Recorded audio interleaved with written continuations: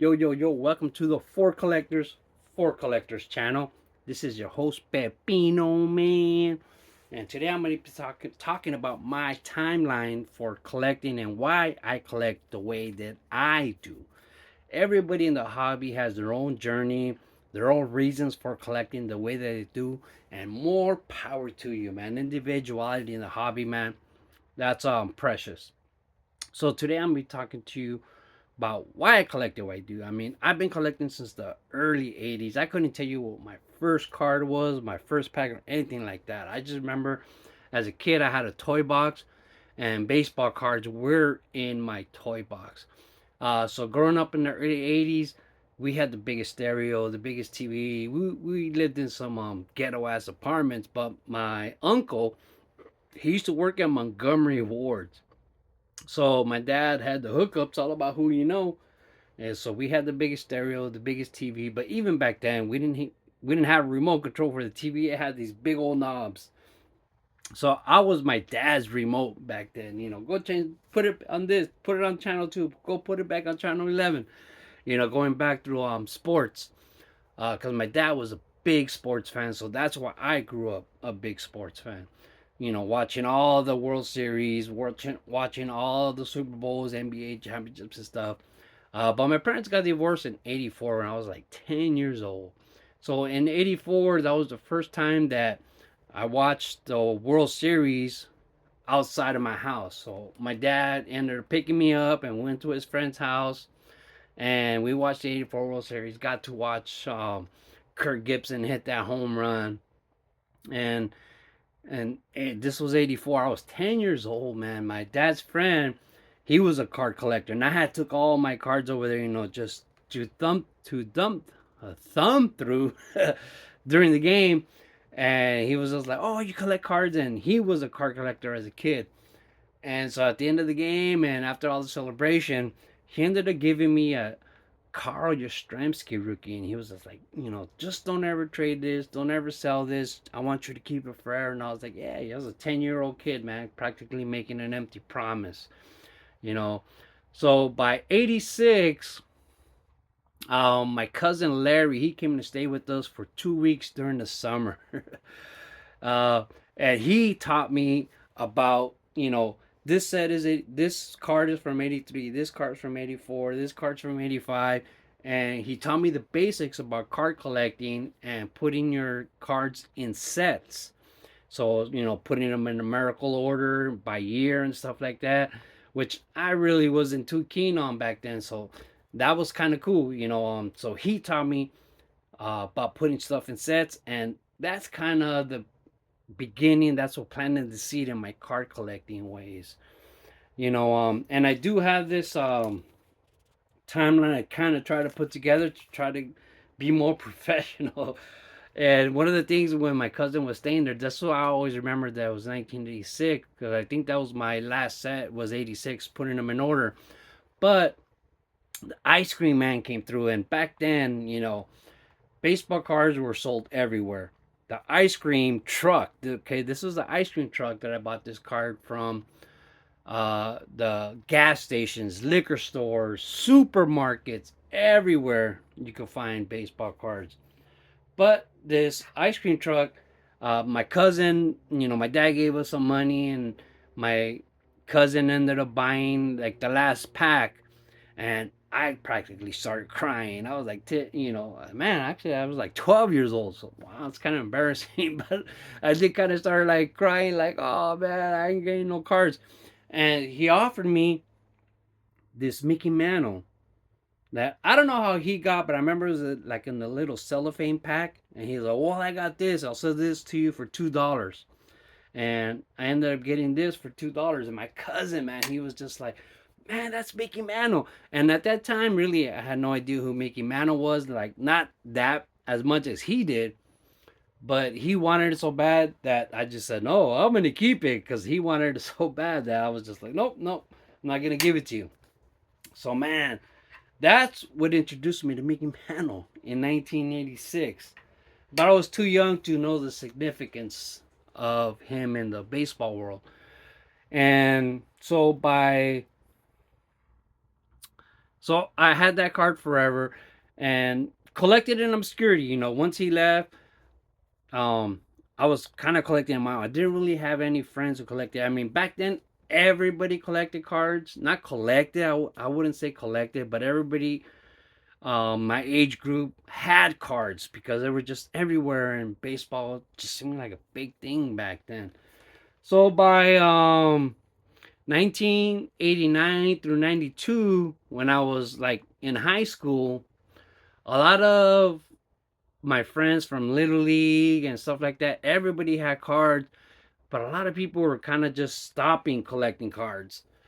Some because they were just more into girls, some because they got into gangs and stuff like that. So I was able to kind of bulk up my card collection because these people were like, "Oh, I'm gonna throw my cards away. Oh, I don't care about them anymore." And I was like, "Hey, I'll take them. I'll take them." You know, I was a multitasker. I could be into girls and I could do other things, be into baseball and still collect cards. I wasn't kind of like I can only do one thing. So I did get a lot of cards just from that. And so from like 93, eight, I would say 93 through 96, that's probably when I kind of really didn't pick up any cards. Not because I wasn't a baseball card fan, because I was living out of state. And man, that was kind of like non-existent when I was living in Kansas for those couple years. Really, nobody over there collected cards. I didn't see any shops. The stores didn't sell cards, so that's kind of my gray area where maybe I didn't really collect cards because they weren't available. And by the time I got back to California, all the card shops, most of them were gone. Supermarkets, liquor stores, gas stations, like I didn't see cards there anymore either. So mainly from I would say 1997 to 2003, I was picking up most of my cards from the newspaper. I would just look through the newspaper ads and look through miscellaneous or collectibles, and I would find cards, and I started buying cards through that area. So I really got into vintage because when I was younger, vintage just seemed like unattainable, to me. So by this time, I was already at high school. I had a job. I could buy cards, man, but I was buying vintage cards like, say, um, Eddie Matthews, a couple Hank Aaron's, a couple Roberto Clemente, you know, on the cheap because, they were still raw. So they weren't too out of range, but I was buying them mainly for like $20, and that was a great time to be a collector, man. If you were picking up vintage cards at that time for like 10, $20, man, you were golden. And my wife was really, really into books at that time. So we would go to the Barnes and Noble so she could shop for her books, and I would just stay in the magazine section and I would just read all the Price Guys, the Beckett's, because they had all that stuff. And that's kind of how I kept in touch with the baseball card world. And I was buying most of my stuff, like I said, from the newspapers and stuff, buying a lot of vintage for cheap back then. And I want to say it wasn't until like 2004. So in 2004, I got a job with the Dodgers. And so that was kind of like extra income. We had just gotten an apartment. I didn't have any extra income. So when I would get my Dodger check, that was kind of extra income. But either way, I was only spending like 20 to $40 a month on baseball cards. But the very first cards that I bought with my first Dodger check from 2004, I remember this. We went to the mall. I went to the mall with my wife. Like, hey, get to buy you anything you want, with this check, which is probably like $200 for a week's work back then. But we ran across this kiosk in the mall, and I got this Albert Pujols, $5. All these cards were $5 each. I got this Alex Rodriguez. I got this Derek Jeter. But the card that sparked the whole thing was his Roger Clemens. because I had kind of been out of the baseball card, like, back in my day when I was a kid, in high school. Baseball card shows were everywhere. There was baseball card shows everywhere. I mean, I used to go to card shows every single weekend. And so back in those days, this Roger Clemens card was like $50, stuff like that. And when I saw this for $5, I was like, this guy must be making a mistake. $5. And I thought I was just getting up on him, like one up on him. And so got these cards, and they were $20 for these four cards. All right. And really, I was buying it because I thought the plaques were worth more than the $5 that they were each. And so I got those, and then he said, like, hey, would you be interested in this? And I ended up getting this card for $10. This whole thing, this whole plaque. And then he said, if you get these ones, I got these. So this is in 2004, guys. Got this and this. So got all four of these little uh plaque, whatever you want to call them, containers, uh for $20. And he threw a couple of packs in, of basketball cards, and he said, like, hey, you could possibly pull the Ron Artest card from this pack. And I did. From the pack that he gave me for free for buying those. So I bought all these cards for $40. And I remember my wife being so mad at me. She was so mad at me because I spent $40, but I was just blown away by like how cheap the hobby had become. All right? Because I mean, in my day, this card would have been worth more than $50, and for $5, that was a steal, man. And fell in love with the hobby prices, and that's how I kind of, And that guy told me about Frankensons, a place called Frankensons. So I started going to Frankensons, man, and man, that just churned something in my stomach with the hobby, and started buying a bunch of stuff from Frankensons. And at that time, I was mostly buying comic books, because I was always a comic book fan back in the days. But I started a thing where I wanted to buy uh, Spider-Man comic books from my birthday month, from my wife's birthday month, my son's birthday month, and my daughter's birthday month. So I started going to Frankensons. And when I started going to Frankensons and talking to dealers, all the dealers were old school. So that's why I'm still old school, man. If people want to talk about their hobby heroes, like Jeff Wilson, Card Collector 2, like all these newer guys, none of those guys are my hobby heroes. My hobby heroes are the dealers that I was dealing with in Frankensons for like 10 years. Most of them have passed away, but that's why I still have instilled in me, like, vintage is like the best, and I just love vintage and stuff like that. I And you have to remember that this is all before, social media. So, but around 2004, I got introduced to social media because I had to open up a Facebook page to run the STMA, because I became the president of the STMA, the Sports Turf Management Association of the Greater LA Basin.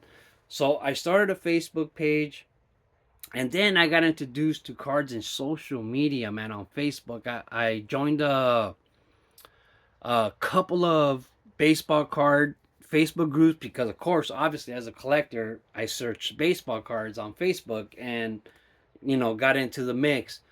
And it was crazy because it wasn't until, what year was it? Like 2007, so like 2003, 2004 to 2007, I was, buying baseball cards from Facebook groups every once in a while.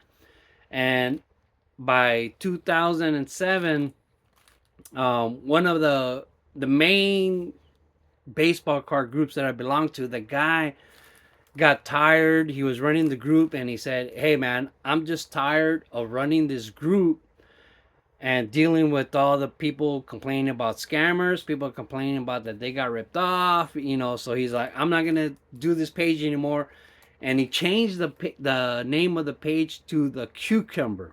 He changed the name of the page to the Cucumber, and from then on, the only thing that was posted on that page mainly, every once in a while you'll still see some baseball card posts, but everybody started posting just pictures of cucumbers, like farmers with like huge cucumbers just holding like the biggest cucumbers they could find, and cucumber memes and jokes and stuff. So after that, I ended up joining a Dodger group Facebook page, and so I was part of this Dodger group Facebook page. I'm still a part of till this day, but I really don't participate as much as back then. I'm guilty of that, and that's where the nickname Pepino Man came into play.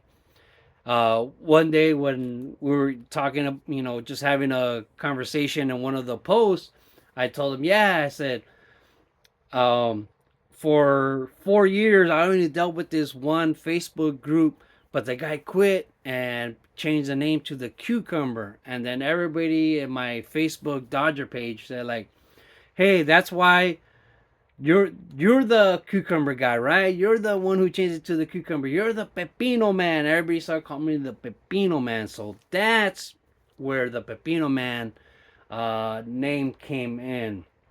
You know. So after that, man, Instagram started getting. I got into Instagram, but stuff started getting shady in there.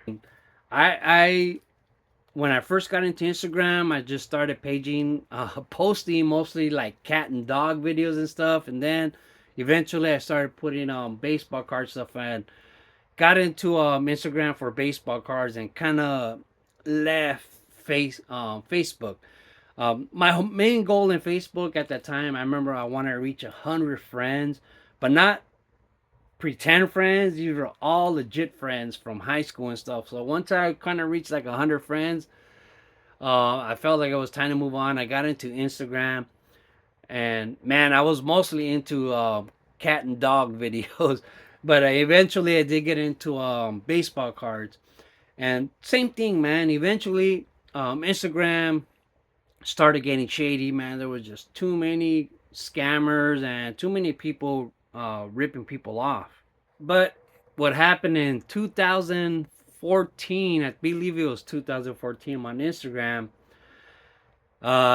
doing it for the gram, when Clayton Kershaw pitched his no hitter, I was in the bullpen, and I started doing kind of like mimicking Happy Gilmore clips, and I was sticking the water hose through my legs and throwing water in the air, and I got my broom, and then I was horsing around the bullpen, riding the horse, celebrating Clayton Kershaw's no hitter, thinking I'm gonna make a sweet video that's funny for the gram. And so the whole time I was doing this video, I'm in the bullpen after the game, fixing the bullpen, and I'm looking at my bosses because they're over there working on the dirt during the game, after the game, preparing it for the next day. And I'm looking over there cautiously while I'm doing my video, making sure that they don't see. And then all of a sudden, I see the assistant just boom making a beeline towards the bullpen. I'm like, oh, what's going on? How did he, how did he see me? Like, how did he know? Because, like, the whole time I was watching them, they were paying attention to the work they were doing, it seemed like. And he runs to the bullpen, and he's like, scolds me, man. Scolds me, like, you can't be doing this. This is Dodger. This is professional. And I was just like, I agreed. I was in the wrong. But I was like, how did he see me?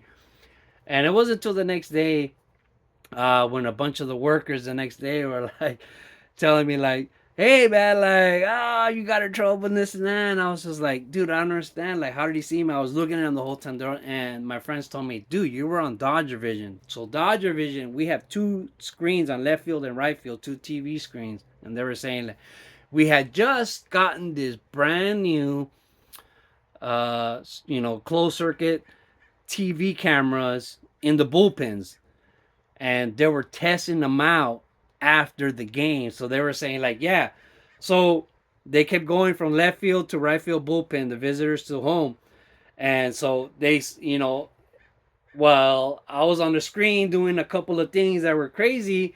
Then they would switch to the home bullpen where my friend was just doing his job. And so it took a while, and they said like, yeah, they're all. We were watching it, and our bosses hadn't seen it. And then they said eventually, I guess the camera people caught on, and they only focused on me. So I'm on the Dodger Visions. This is after the game, and you just see me acting a fool and doing all these crazy things and dancing. And that's how my bosses saw me. Not because they saw me looking at me directly, but because they were looking at the Dodger Vision. So I kind of, well, I'm not gonna say kind of. I got in trouble for that. So that's a lesson I learned in life. So then I stopped hamming it up on Instagram. And I was like, well, I don't want to do crazy videos on Instagram anymore. And then somebody on Instagram, they posted a link to a video called the baseball card movie. So I remember watching the baseball card movie for the first time, and it was on YouTube. It was a link to a YouTube, and I watched the baseball card movie. That's what it was called. And I remember back then, man, it had like, it didn't even have 1,000 views. But you got to realize that back then, man, we're talking 2014. That was viral for the card community. In the card community, videos that had over 100 views in our community, that was viral, because normally you'd make a video, uh back then you weren't getting 100 views, man. Not in the car community. It was such a small niche, such a small niche. Not nothing like it is now. Now you it's out of control.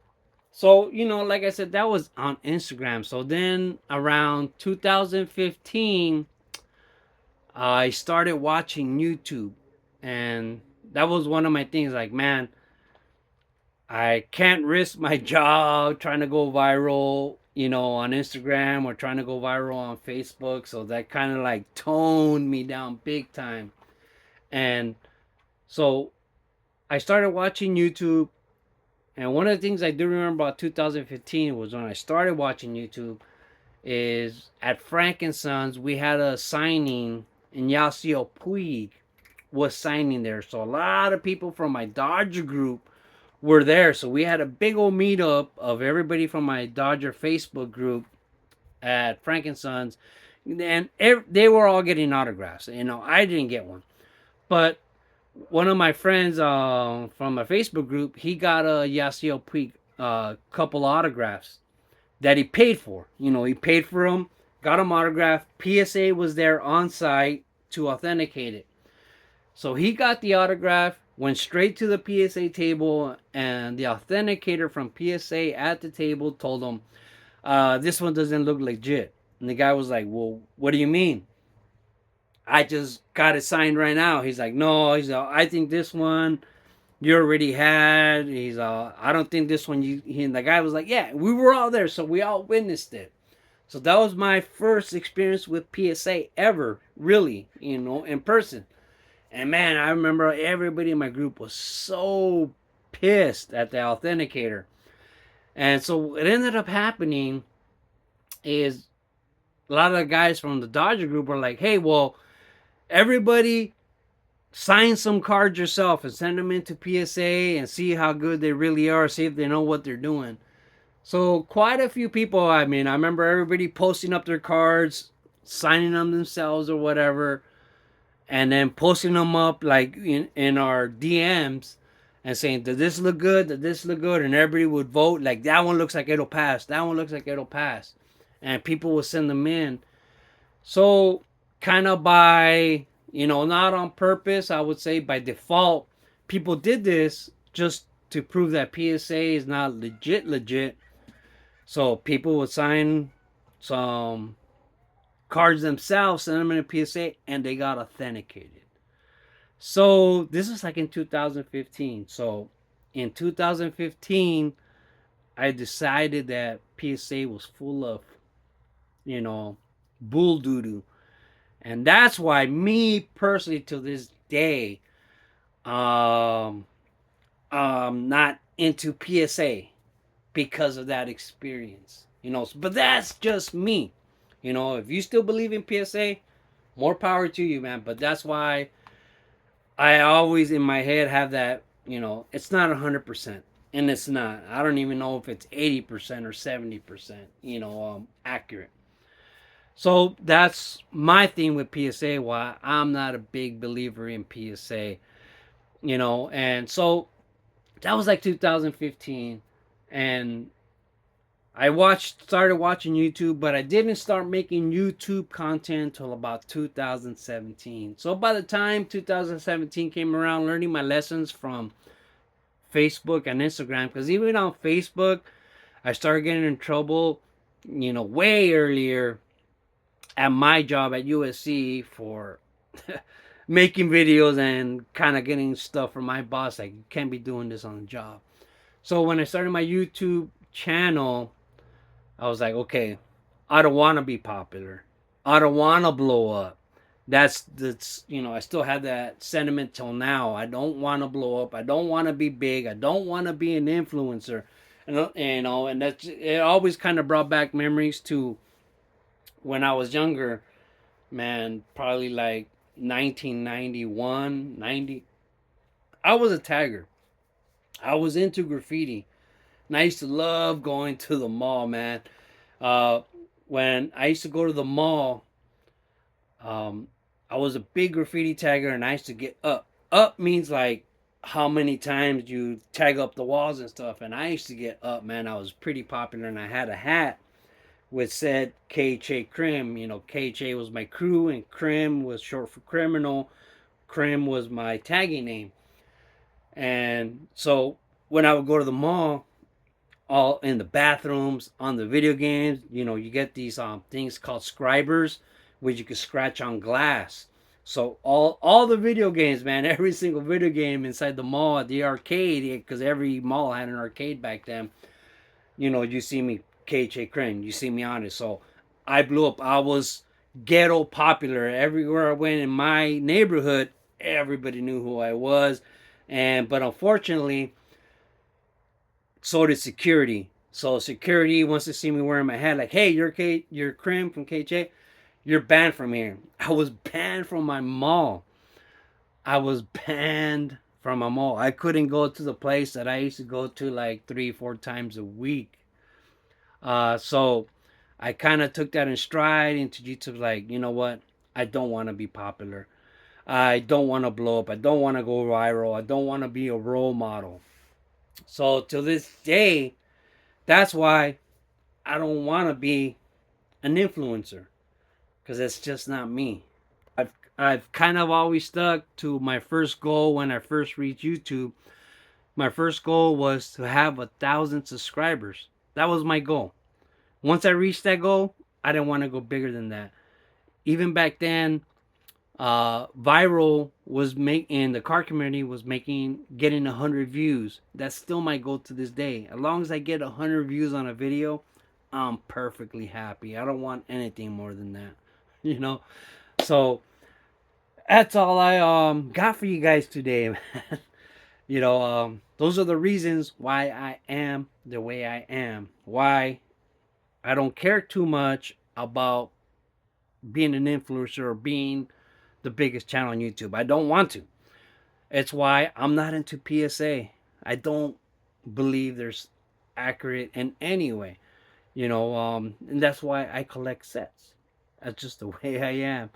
And to this day, man, when I first started going to Frankensons, and I only dealt with the vintage dealers back then, because that's all I bought back then, in the early 2000s, was vintage. And I would strike up conversations with the dealers, and what they told me always hit me straight to the heart. Not into flipping, not into exploiting the hobby. It's just collect what you love, and that's still the way I am. I haven't changed.